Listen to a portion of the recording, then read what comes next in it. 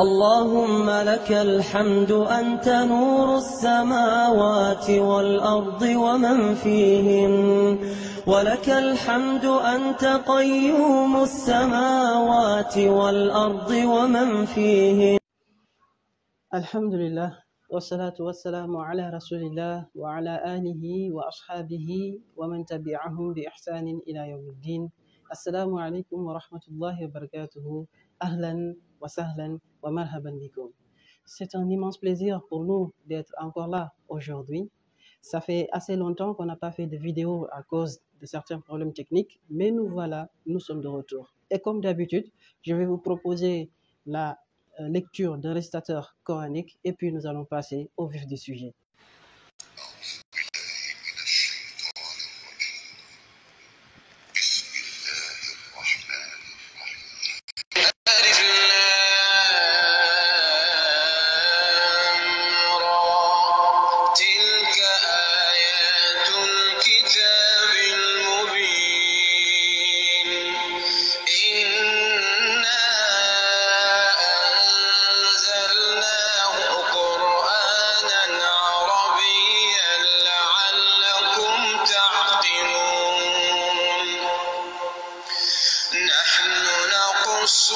عليك أحسن القصص بما أوحينا إليك هذا القرآن وإن كنت من قبله لمن الغافلين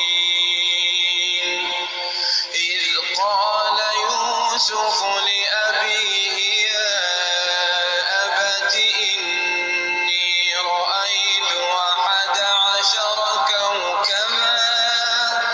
والشمس والقمر رأيتهم لي ساجدين قال يا بني لا تقصص رؤياك على إخوتك فيكيدوا لك كيدا إن الشيطان للإنسان عدو. C'était une très belle lecture de ce récitateur et qu'Allah le récompense de la meilleure des façons. Et vous me direz également en description de qui il s'agissait. Donc, comme promis, le lecteur qui avait lu lors de la vidéo précédente, eh bien, son nom c'est Cheikh Ali Djabir. Et effectivement, certaines personnes avaient donné la bonne réponse. Et donc aujourd'hui, nous allons voir un nouveau chapitre qui s'intitule l'écho, autrement appelé la résonance, et en arabe on l'appelle al-qalqala. Donc ne bougez pas, ça se passe tout de suite.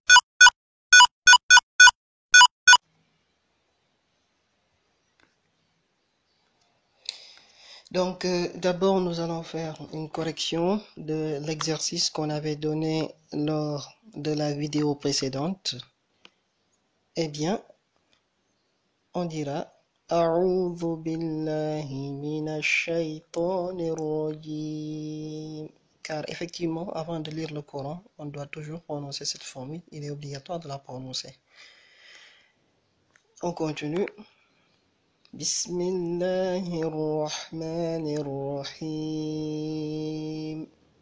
Donc, je remplace toujours la dernière voyelle par un soukoun. Donc, je dis Rahim.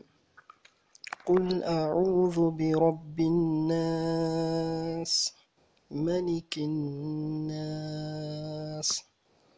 إله الناس من شر الوسواس الخناس الذي يوسوس في صدور الناس من الجنة والناس. Donc, on a remplacé toutes les voyelles des dernières lettres sur lesquelles on s'est arrêté, on les a toutes remplacées par un soukoun. Et c'était ça le but du cours précédent. À présent, pour le cours d'aujourd'hui, comme nous l'avions dit au début de cette vidéo, nous allons voir l'écho qui est aussi appelé la résonance. Et en arabe, on l'appelle al-qalqala, n'est-ce pas? Eh bien, c'est quoi l'écho? C'est quoi la résonance? C'est quoi le qalqala? C'est un son rebondissant d'une lettre lorsque celle-ci porte un soukoun ou bien est soukounisée à l'arrêt. L'écho concerne 5 lettres rassemblées dans l'expression suivante. Kutubu Djadin. Ces 5 lettres sont la lettre Qaf, la lettre Ta, la lettre Ba, la lettre Jim, ainsi que la lettre Dal. Eh bien, il existe 3 types de qalqala, 3 types d'écho, ou bien 3 types de résonance. Ça veut dire la même chose. La petite résonance, aussi appelée en arabe al-qalqalatus sughra, la résonance moyenne, aussi appelée en arabe al-qalqalatul kubra, ainsi que la grande résonance, aussi appelée en arabe al-qalqalatul akbar. Nous allons voir en premier lieu la petite résonance. Il s'agit, eh bien, dans cette petite résonance, le rebondissement du son est faible. On l'applique lorsqu'on ne s'arrête pas sur la lettre et que cette dernière porte un soukoun. Un exemple, la lettre dont on parle, par exemple ici, c'est la lettre Dal.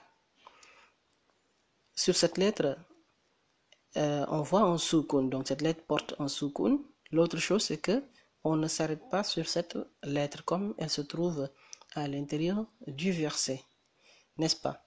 Donc à ce niveau, je dirais lam yalid wa lam yulad, lam yalid wa lam yulad. Donc quand on parle d'un rebondissement faible, ça veut dire que l'écho est faible. On n'insiste pas trop sur le rebondissement de la lettre qui porte le soukoun. Je répète, lam yalid wa lam yulad. Donc voilà pour le petit écho. Nous allons voir à présent la résonance moyenne, ou bien aussi appelée en arabe al-qalqalatul kubra. Eh bien, dans ce cas, le rebondissement du son est fort. On l'applique lorsqu'on s'arrête sur la lettre qui sera soukounisée. Ici, qul huwallahu ahad. La lettre qui sera soukounisée, c'est la lettre dal, n'est-ce pas? Parce que qul huwallahu ahad, le dal qui est à la fin, c'est lui qui termine le verset. Donc on va s'arrêter sur le dal et le dal sera soukounisé. Or, on sait que la lettre dal fait partie des 5 lettres de l'écho. Donc à ce niveau, on saura qu'il faudra appliquer une résonance moyenne, c'est-à-dire un rebondissement de ce dal qui va porter soukoun, qui sera soukounisé, n'est-ce pas? Eh bien, son écho sera fort. On aura Qul huwallahu ahad. Qul huwallahu ahad. Donc c'est fort. Il existe un troisième type, c'est le grand écho. On peut même l'appeler le très grand écho, d'accord? Parce que à ce niveau, le rebondissement est encore plus fort, n'est-ce pas? Et on l'applique lorsque la lettre sur laquelle on s'arrête porte une shadda. Ici, la lettre sur laquelle on va s'arrêter, c'est celle-ci. Cette lettre-là, c'est la lettre Ba. Elle fait partie des 5 lettres de l'écho. En plus de cela, elle porte une shadda. Donc, on sait qu'on doit appliquer le très grand écho à ce niveau et on obtiendra Tabbat yada abi lahabin wa tab.